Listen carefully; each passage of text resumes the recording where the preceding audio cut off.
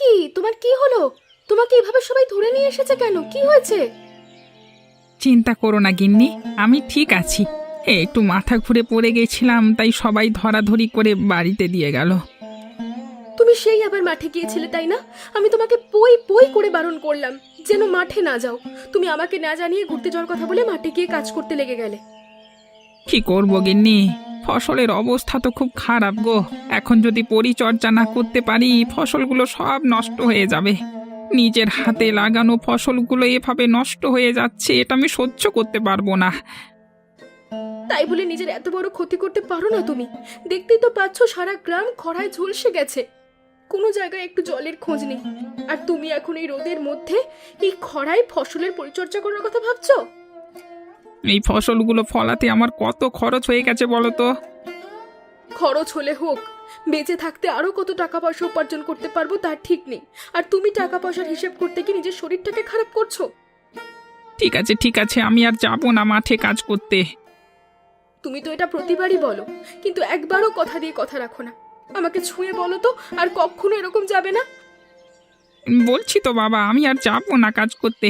এবার যাও যাও, আমাকে এক গ্লাস জল দাও তো, শরীর আর টানছে না গো, টানছে না।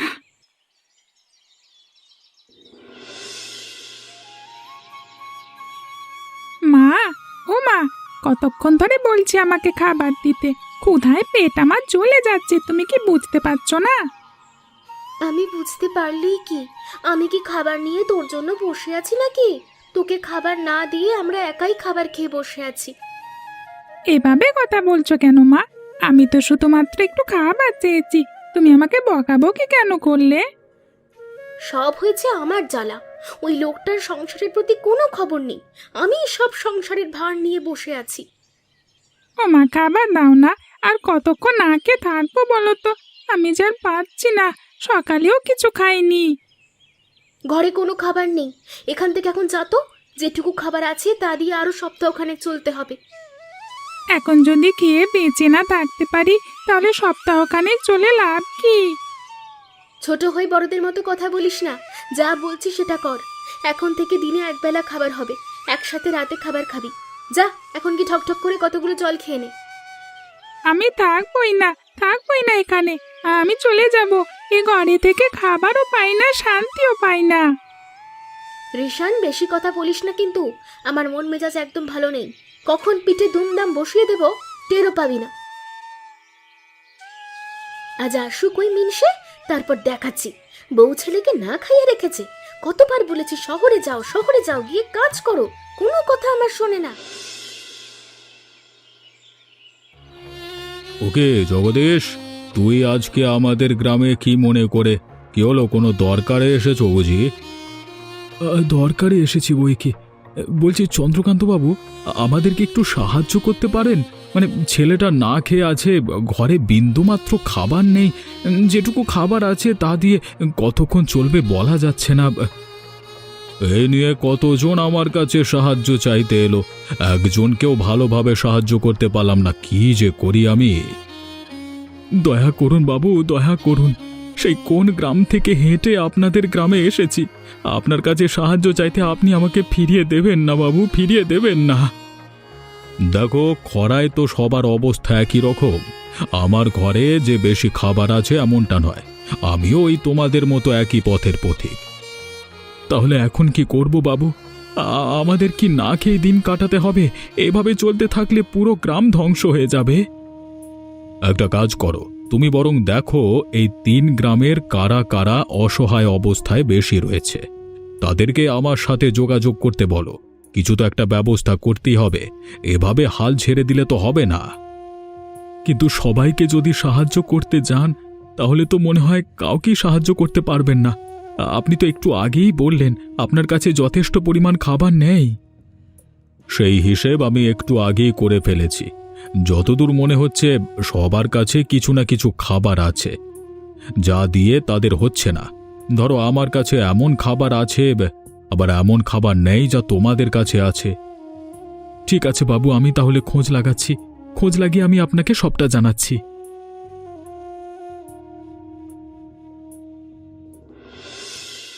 কি গো জগদীশ দাদা, হঠাৎ করে এই গ্রামে এলে যে? এই কোনো দরকারে এসেছিলে নাকি? হ্যাঁ হ্যাঁ, কিছু দরকারে এসেছিলাম। তা তুমি এখানে কি করছো? তুমিও কি দরকারে এসেছো? চন্দ্রকান্ত বাবুর কাছে এসেছিলাম একটু। জানোই তো ঘরের সবার অবস্থা কাহিল, তাই চন্দ্রকান্ত বাবুর কাছ থেকে একটু সাহায্য চাইতে এসেছিলাম। আমিও তো মাত্র চন্দ্রকান্ত বাবুর বাড়ি থেকেই ফিরলাম। চন্দ্রকান্ত বাবু আমাকে জানালেন গ্রামের কারা কারা অসহায় অবস্থায় আছে তাদের খোঁজ নিয়ে তাকে জানাতে। কেন, চন্দ্রকান্ত বাবু সবাইকে সাহায্য করবেন নাকি? যতদূর মনে হচ্ছে তিনি এ গ্রামের অসহায় ব্যক্তিদের নিয়ে কিছু একটা করতে চাইছেন। আমিও তাই আর দ্বিমত পোষণ করলাম না। যেভাবেই হোক জীবন তো বাঁচিয়ে রাখতে হবে বলো। তাহলে আর আমি গিয়ে কি করব? আমিও বরং তোমার সাথে কাজে লেগে পড়ি। তারপর না হয় সমস্ত খোঁজ খবর নিয়ে একসাথে ওই চন্দ্রকান্ত বাবুর বাড়িতে বাবুর কাছে গিয়ে হাজির হব। আমিও তাই বলছি। শুধু শুধু কষ্ট করে এত দূর হেঁটে গিয়ে কি করবে? তার চেয়ে বরং চলো তুমি আর আমি মিলে কাজ করি। ঠিক আছে, চলো। আচ্ছা, চন্দ্রকান্ত বাবু আমাদেরকে নিয়ে কি করবে বলে তোমার মনে হয়? যেহেতু খাবারের সংকট পড়েছে, তাই আমার মনে হচ্ছে সবাইকে একত্র করে কয়েকদিন খাবার দাবারের ব্যবস্থা করা হবে। সবার কাছ থেকেই মোটামুটি সাহায্য নিয়ে তবেই এই উদ্যোগ গ্রহণ করা হবে। বোঝা গেল। তাহলে চন্দ্রকান্ত বাবুর উদ্দেশ্য খারাপ নয়। এ কথা যদি আমরা আগে ভাবতে পারতাম তাহলে এতদিন আমাদের কষ্ট করে চলতে হতো না। কষ্ট তো একটু হতোই, তবে এতটা হতো না। আর এখনো কষ্ট হবেই। ওপরওয়ালা কবে যে আমাদের দিকে মুখ তুলে চাইবে কে জানে। আর কথা বাড়িয়ে লাভ নেই। গরমের প্রকোপ বেরিয়ে চলেছে, দাঁড়িয়ে থাকা সম্ভব হচ্ছে না। চলো।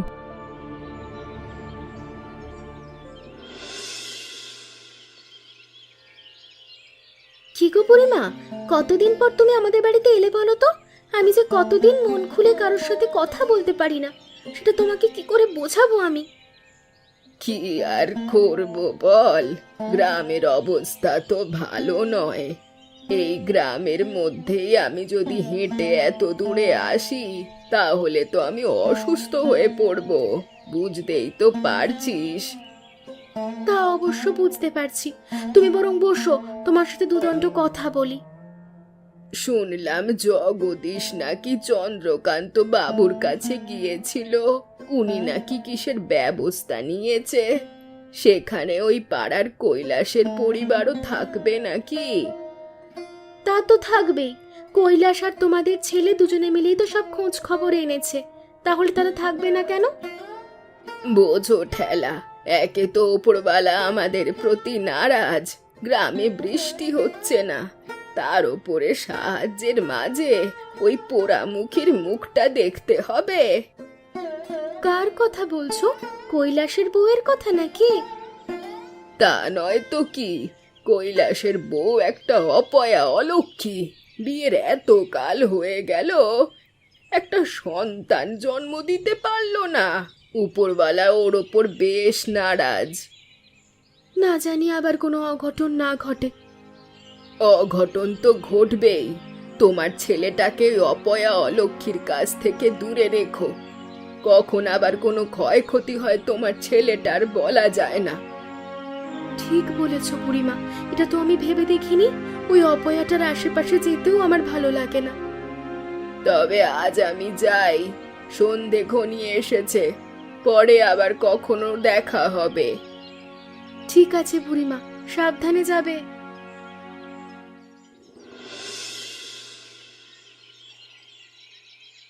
বলুন চন্দ্রকান্ত বাবু, এবার আমাদেরকে কি করতে হবে? এই গ্রামের বেশ কয়েকজনের ঘরেই অনেকেই অসহায় অবস্থায় আছে। হ্যাঁ হ্যাঁ বলছি, দেখো প্রত্যেকের ঘরেই কিছু না কিছু খাবার আছে, কিন্তু যাদের ঘরে যা খাবার আছে তাই দিয়ে তাদের হচ্ছে না। তাই আমি চাইছি সবাই মিলেমিশে রান্নাবান্না করতে। তার মানে আপনি বলতে চাইছেন এই 3 গ্রামের অসহায় লোকজন এক কড়াইতে রান্না করবে, তাই তো? একদমই তাই। যতদিন না পর্যন্ত আমাদের এই 3 গ্রাম সংকটমুক্ত না হচ্ছে, ততদিন পর্যন্ত আমাদের সবার যা কিছু আছে তাই দিয়েই একসাথে রান্নাবান্না চালিয়ে যেতে হবে। কিন্তু আপনার এই প্রস্তাবে সবাই রাজি হবে তো? হবে না কেন? দেখো, প্রত্যেকের ঘরে যদি অল্প অল্প খাবার থাকে তা দিয়ে সর্বোচ্চ 1 অথবা 2 দিন তাদের চলবে। কিন্তু সবাই যদি একসাথে মিলেমিশে রান্না করে তাহলে বেশ কয়েকদিন আরামেই চলে যাবে। আমাদের অবশ্য এই সিদ্ধান্তে কোনো আপত্তি নেই। আমাদের ঘরে যা আছে তা মোটামুটি ভালোই আছে, শুধুমাত্র চাল ফুরিয়ে গেছে। আমার ঘরে শুধুমাত্র চাল অবশিষ্ট আছে, বাকি ডাল অথবা রান্না করার মতো কিছু নেই। এই যে দেখলে, তোমাদের ঘরে যা আছে তাই দিয়ে তোমরা একা চলতে পারবে না, কিন্তু সবাই যদি মিলেমিশে চলো তাহলে অবশ্যই চলতে পারবে। এবার বলো, তোমাদের কারোর কোনো আপত্তি আছে? যেহেতু এটা করলে আমাদের সবারই ভালো হবে, তাই আমি মনে করি কারোর কোনো আপত্তি থাকা উচিত নয়। চন্দ্রকান্তবাবু, আপনি সবকিছুর ব্যবস্থা করুন।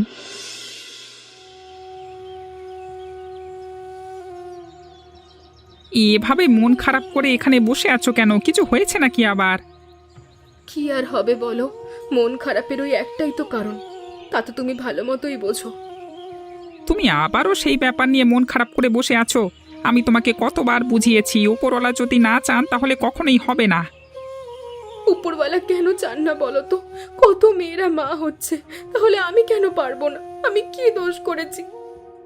তুমি এটাও বোঝার চেষ্টা করো যে পৃথিবীতে এমন অনেক মেয়ে আছে যাদের বাচ্চা হচ্ছে না, তাই বলে কি তারা আবার তাদের জীবন থামিয়ে দিয়েছে? কিন্তু আমাকে নিয়ে গ্রামের সবাই হাসাহাসি করে, আমায় অপয়া অলক্ষী বলে, অথচ আমি তো কারোর ক্ষতি করিনি। যারা অন্ধবিশ্বাস করে তারা তো এসবই বলবেই, তাদের কাজই হলো এগুলো বলা। এ নিয়ে যদি তুমি মন খারাপ করে বসে থাকো তাহলে তো তুমি হেরে গেলে। আমি তো সেই কবেই হেরে গেছি। যেদিন শুনলাম আমি কখনো মা হতে পারবো না, সেদিনই হেরে গেছি। কতবার তোমায় বলেছি একটা বিয়ে করো। একটা সন্তানের থেকে তুমি আমার কাছে বেশি গুরুত্বপূর্ণ গো, তাই আমি মনে করি তুমি আমার পাশে থাকলেই হবে। ব্যাপারটা আবেগের নয়, ব্যাপারটা বিবেকের। তুমি একটু বোঝার চেষ্টা করো, তোমার জীবনেও তো একটা সন্তানের প্রয়োজন। আমার জন্য তুমি বাবা হতে পারবে না, এটা আমি মানতে পারি না। আর শুধুমাত্র একটা সন্তানের জন্য যে এখনো পৃথিবীতে আসতেই পারিনি, তার জন্য আমি আমার প্রিয়তমা স্ত্রীকে ছেড়ে দেব, এটাও আমি মেনে নিতে পারছি না। তবুও ভাবো, ওই যে আমাকে নিয়ে সবাই হাসি ঠাট্টা করে, আমাকে দেখতে পারে না। এইবার একত্রে রান্না বান্নার আয়োজনে আমি কিভাবে থাকবো? ব্যাপারটা এখন পুরোটাই ভিন্ন।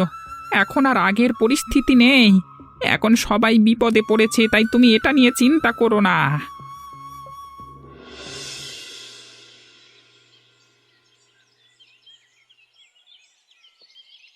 আরে কি করছো, কি করছো তুমি? আবার আমার ছেলেটার আশেপাশে কি করছো? বলেছি না আমার ছেলের থেকে দূরে থাকবে, আমার ছেলের সাথে কোনো কথা বলবে না। আমি তোমাকে গতবার বলেছিলাম মেয়েটার থেকে ছেলেটাকে দূরে রাখতে, তুমি তো আমার কথা শোনো না। আমি তো চোখে চোখেই দেখেছিলাম, রান্নার কাছে একটু ওপাশে গেলাম, অমনি অপয়াটা আমার ছেলের আশেপাশে চলে এসেছে। তোমরা সবাই আমার সাথে কেন এমন করো? আমি তো ওর কোনো ক্ষতি করিনি, আমি শুধু ওর সাথে একটু কথা বলছিলাম।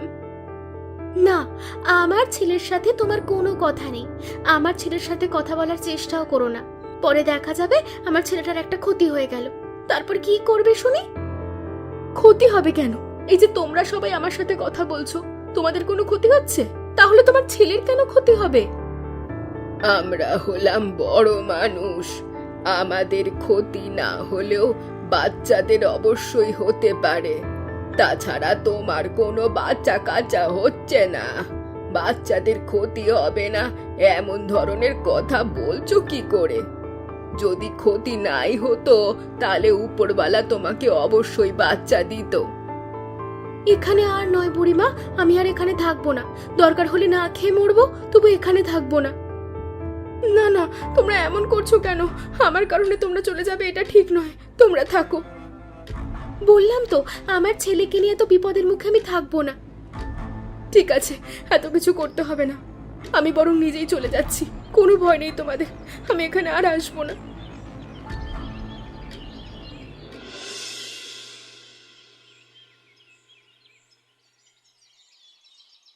গিন্নি, আরে ও গিন্নি, কি হলো কি তোমার? তোমাকে তো এই রান্নার ওখানে খুঁজে পেলাম না, তাই বাড়িতেই চলে এলাম। কি হয়েছে বলো তো? শরীর খারাপ করেছে নাকি?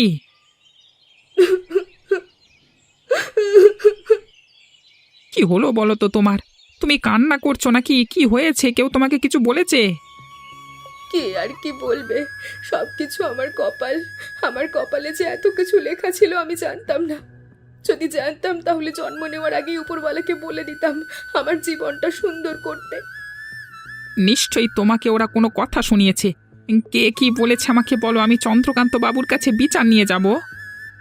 ওর যা করেছে নিজেরা ভালোর জন্যই করেছে। সত্যি তো আমি একটা অপয়া অলক্ষী, না হলে উপরওয়ালা কেন আমায় বাচ্চা দেবে না? এভাবে বলো না গিন্নি, আমাদের কপাল হয়তো খারাপ, তাই হয়তো আমাদের সন্তান সুখ লাভ করতে পারলাম না আমরা। এখানে ওপরওয়ালার দোষ দিয়ে লাভ কি বলো তো? তাহলে দোষটা আসলে কার? আমার হাতে তো কিছু নেই, তাহলে কেন আমি দোষ মাথায় নিয়ে মানুষের অপমান সহ্য করব? যাই হোক, যা হওয়ার তা তো হয়েই গেছে। এখন এসব নিয়ে কান্নাকাটি করে কোনো লাভ হবে না। চলো চলো, তুমি চলো, ওখানে রান্না প্রায় শেষ হয়ে এসেছে, খাবার খাবে। তুমি গিয়ে খেয়ে এসো, আমার খাওয়ার মন নেই, আমি যাব না।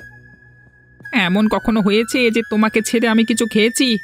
চলো, আর কথা বাড়াবে না, ওদের আশেপাশেও যাবে না তুমি, তাহলে আর কোনো সমস্যা হবে না।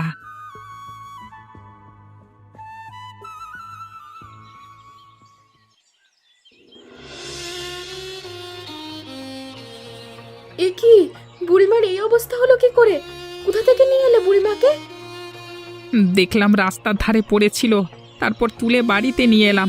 কি করব বলো তো গিন্নি, বুড়িমার হঠাৎ করে কি এমন হলো? বাইরে যা রোদ পড়েছে তাতে মনে হচ্ছে বুড়িমা অসুস্থ হয়ে পড়েছে। তুমি বাড়িতে নিয়ে এসেছো, অনেক ভালো হয়েছে। ঠান্ডা জল নিয়ে এসো। ঠিক আছে, আমি ঠান্ডা জল নিয়ে আসছি, একটু খাইয়ে দেবে, মাথায় দিয়ে দেবে।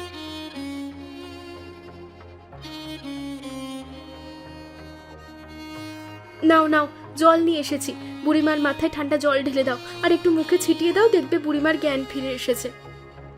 তুমি বরং এই কাজটা করো, আমার থেকে তুমি ভালো করতে পারবে।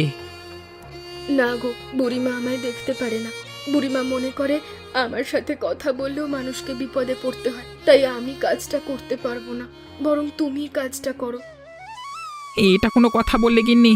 বুড়িমা এখন অজ্ঞান অবস্থায় আছে, বুড়িমা কিছু কি দেখতে পাচ্ছে?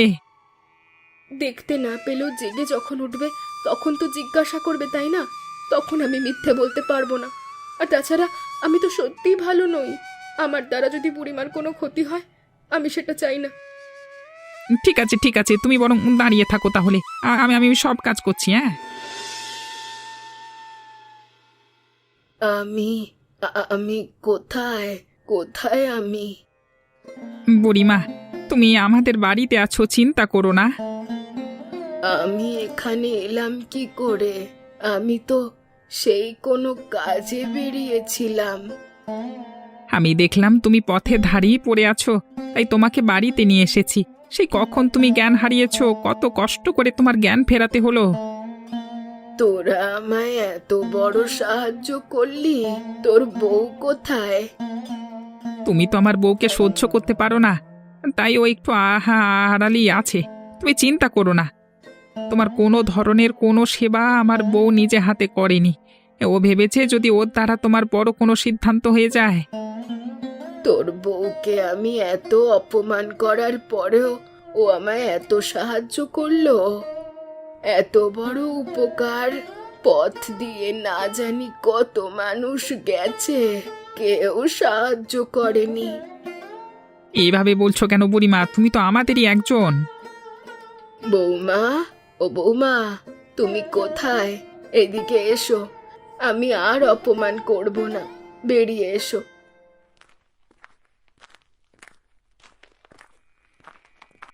বৌমা, তুমি আমায় ক্ষমা করে দিও। আমি অন্ধবিশ্বাসের কারণে তোমায় কত অপমান করেছি, গ্রামের সবার কাছে তোমায় খারাপ করেছি। কোনো সমস্যা নেই বুড়িমা, আমি এসবে অভ্যস্ত। এখন সত্যিই তো আমি একটা অপয়া, আমি অলক্ষী, তাহলে উপরওয়ালা আমাকে কেন বাচ্চা দেয়নি? সব কিছুই ওনার ইচ্ছে, তার ইচ্ছের বিরুদ্ধে কাজ করতে যে কেউ পারে না। ওটা আমার বুঝতে দেরি হয়েছে, আমায় ক্ষমা করো মা, না হলে আমি নিজেকে কখনো ক্ষমা করতে পারবো না। এভাবে বলবেন না বুড়িমা, আপনি আমাদের গুরুজন, আপনি গুরুজন হয়ে আমাদের কাছে ক্ষমা চাইছেন। যদি ভুল হয় সবার কাছে ক্ষমা চাওয়া যায়, বড় বলে কি ভুলটা ভুল নয়?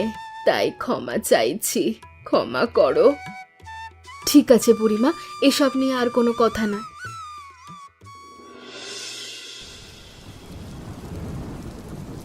তারপর সবার মনের অবস্থা এখন কেমন? গ্রামে বৃষ্টি হচ্ছে, তাও আবার মুষলধারে বৃষ্টি হচ্ছে, সবাই ভালো তো? একদম ভালো বাবু, আমরা তো বেশ খুশি হয়েছি। আমাদের ফসলের যে অবস্থা হয়েছিল তাতে ফসলগুলো একদম পুড়ে যাওয়ার মতো অবস্থা। এখন একটু বৃষ্টির মুখ দেখলাম আমরা। কৈলাস একদম ঠিক কথা বলেছে। অবশেষে আমরা বৃষ্টির মুখ দেখলাম। ওপরওয়ালা আমাদের দিকে একটু মুখ তুলে তাকিয়েছে। যাক, এবার তাহলে আমাদেরকে আর কষ্ট করে দিন কাটাতে হবে না। আমাদের আর এক কড়াইতে রান্নাও করতে হবে না। কিন্তু আমরা যে সবাই এক কড়াইতে রান্না করে খেয়েছি, দিনগুলো কিন্তু ভালোই ছিল। হ্যাঁ, তাহলে একটা কাজ করা যাক। শেষবারের মতো আমরা আবারও একটা আয়োজনের ব্যবস্থা করব। 3 গ্রামের সমস্ত মানুষ, এবার আর অসহায় মানুষ নয়, গ্রামের সবাই মিলে আমরা আয়োজনের ব্যবস্থা করব। এবার আর কোনো কিছুর কমতি থাকবে না। সেটা তো অবশ্যই করা যায়, আমাদের এই বিষয়ে কোনো আপত্তি নেই। যেহেতু গ্রামে বৃষ্টি হচ্ছে, গ্রামের সব মানুষ এবার শান্তিতে ঠিকঠাকভাবে বসবাস করতে পারবে, কারোর কোনো অভাবও থাকবে না। একদম। আর এই খুশির দিনে এরকম একটা খুশির আয়োজন আমরা না করে দেব এমনটা হতেই পারে না। বাবু, আপনি সমস্ত কিছুর ব্যবস্থা করবার অনুমতি দিন। আমরা নিজ দায়িত্বে সমস্ত কিছুর ব্যবস্থা করব। তাছাড়া বৃষ্টি পেয়ে আমার সবজির বাগানের সবজিগুলো তরতাজা হয়ে উঠেছে, সেই সবজিগুলো দিয়েই না হয় খাবারের আয়োজন শুরু করি। বেশ বেশ, তাহলে তাই করো। তোমরা যে যা পারো, যেখান থেকে পারো, সমস্ত কিছুর ব্যবস্থা করা শুরু করো।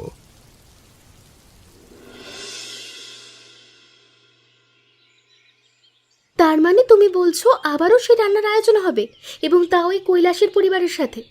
আমি এই আয়োজনে থাকছি না। আমি যখন থাকবো না, তুমিও থাকতে পারবে না। তুমি এমনভাবে কথা বলছো কেন? এমন মনে হচ্ছে যে তুমি এর আগে কখনোই ওই রান্নার আয়োজনে যাওনি। রান্নার আয়োজন যদি না হতো, তাহলে এতদিন না খেয়ে মরতে হতো আমাদেরকে। এখন যখন আগের পরিস্থিতি নেই, তাহলে আগের পরিস্থিতি নিয়ে কথা বলারও প্রয়োজন নেই। তাছাড়া ওই কৈলাসের বউ যেখানে থাকবে সেখানে আমি থাকবো না, মানে না। আমি বুঝলাম না, কৈলাসের বউয়ের সাথে তোমার এত বিরোধ কিসের? কখনো তো দেখলাম না তার বউ তোমার নামে বদনাম করছে অথবা তোমার সাথে ঝগড়া করছে। তুমি কি বুঝতে পারছো না? ওর বউয়ের বাচ্চা হচ্ছে না, একটা অলক্ষী। ও যদি আমাদের ছেলের আশেপাশে আসে তাহলে আমাদের ছেলের ক্ষতি হবে। তোমার মাথা খারাপ হয়ে গেছে।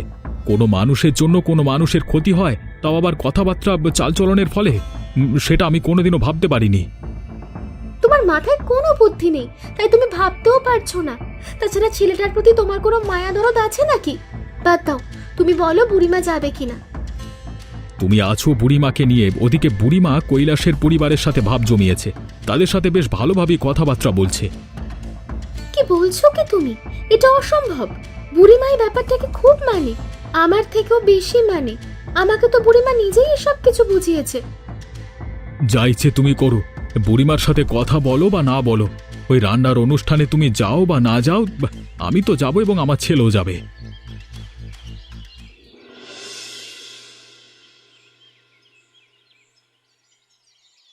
বুড়িমা, বুড়িমা, কোথায় আপনি? বেরিয়ে আসুন, আপনার সাথে আমার কথা আছে। কি হলো? কি এত চেঁচামেচি করছো কেন? কি হয়েছে? শুনলাম আপনার সাথে নাকি কৈলাসের বউয়ের বেশ ভাব জমেছে। আপনি নাকি তার সাথে বেশ ভালোভাবেই কথাবার্তা বলছেন, তাদের বাড়িতে যাওয়া আসা করছেন। ব্যাপারটা কি শুনি? ব্যাপারটা তেমন কিছু নয়। আসলে আমি আমার ভুলটা বুঝতে পেরেছি, তাই ভাবছি এতদিন ওকে অপমান করেছি, তার প্রায়শ্চিত্ত করতে হবে। এটা আপনি কি বলছেন? আপনি নিজেই তো আমাকে বলেছেন ওর থেকে 10 হাত দূরে থাকতে, ছেলেকেও দূরে রাখতে। যদি আমাদের আশেপাশে থাকে তাহলে অকল্যাণ হবে। আমার ভুল ছিল। আমি সে কোন কালের মানুষ! আমি সেই অন্ধবিশ্বাসে ডুবেছিলাম, কিন্তু কখনো বোঝার চেষ্টা করিনি। হঠাৎ করে কি এমন হলো যে আপনি বুঝলেন কৈলাসের বউ ভালো মানুষ? কৈলাসের বউকে আমি এত অপমান অপদস্থ করেছি, তবুও সে সেবা করে আমার জীবন বাঁচিয়েছে। আমার খারাপ হওয়ার পরিবর্তে আরো ভালো হয়েছে। তাই আমি বুঝলাম ও কোনো অপয়া নয়। তাহলে এখন আমি কি করব? দেখো, কৈলাসের বউয়ের সাথে যা হয়েছে সেটা তোমার আমার সবার সাথে হতে পারতো। আমারও তো সন্তান হয়েছিল, তাকে কি বাঁচিয়ে রাখতে পারলাম? এটা কি আমার ব্যর্থতা বলো? এই ধরো, তোমার সন্তান হয়েছে, যদি না হতো তাহলে কি তোমার দোষ? এটা তো আমি ভাবিনি বুড়িমা। সত্যিই তো, আমার সন্তান না হলে আমি বা কি করতাম? উপরওয়ালাকে কি বোঝাতে পারতাম যে আমাকে একটা সন্তান দিন? সেটা কি সম্ভব? তাই তো বলছি, আমরা ভুল করেছি, সেই ভুলের প্রায়শ্চিত্ত করতে হবে। কৈলাসের বউয়ের মনে অনেক দুঃখ দিয়েছি, আর নয়। আমিও ভুল করেছি বুড়িমা, আমিও কৈলাসের বউয়ের কাছে ক্ষমা চাইব, আর ওই রান্নার উৎসব অনুষ্ঠানে আমিও থাকবো। বাবা গো বাবা, কতদিন পর 3টে গ্রাম একদম বিপদমুক্ত হয়ে উৎসবে মেতে উঠেছে। বৃষ্টি কয়েকদিন থাকলেও আমাদের আর কোনো অসুবিধা হবে না। কৈলাস, দুশ্চিন্তা করো না। যখন একবার খরা কেটে গেছে আর খরা আসবার সম্ভাবনা নেই, তাই নিশ্চিন্তে থাকতে পারো। ওদিকে কত দূর হলো তোমাদের রান্না বান্না? কত দূর? এই তো দাদা, প্রায় হয়েই এসেছে। এ কি, কি হলো? তুমি হঠাৎ মাথা ঘুরে পড়ে গেলে কেন? তোমার শরীর খারাপ লাগছে নাকি? দেখি দেখি। কি হলো কি তোমার? তোমার অসুস্থ লাগছে নাকি? বাড়িতে যাবে? চলো চলো। আরে দাঁড়া দাঁড়া, বাড়িতে নিয়ে যেতে হবে না, তোর তো সুসংবাদ আছে, তোর বউয়ের সন্তান হবে। সন্তান হবে মানে? কি বলছো তুমি বুড়িমা? তুমি আমাদের সাথে মজা করছো না তো? দেখো, এমন ধরনের বিষয় নিয়ে মজা করো না। আরে মজা করব কেন, আমি তো সত্যি বলছি, না হলে তোর বউ মাথা ঘুরে পড়ে যাবে নাকি? এত বছরের অভিজ্ঞতা আমার ভুল হবে না। তার মানে আমি বাবা হতে চলেছি, আমার স্ত্রী মা হবে। এই গ্রামের কেউ আর আমাদেরকে নিয়ে হাসি ঠাট্টা করবে না। ওগো, শুনলে শুনলে তুমি? আমি মা হতে চলেছি। আমার আমার এত বছরের অপূর্ণ ইচ্ছে পূরণ হতে চলেছে। উপরওয়ালার যে অশেষ কৃপা, দেখো, আমি অপয়া নই, আমি অলক্ষী নই, আমিও মা হতে পারি। যাক, এই খুশির দিনে আরো একটা খুশির সংবাদ এলো। এই খুশিতে আরো বড় করে আয়োজন করো। 3 গ্রামের মানুষজন সবাই এক কড়াইতে রান্না বান্না করে খাওয়া হবে।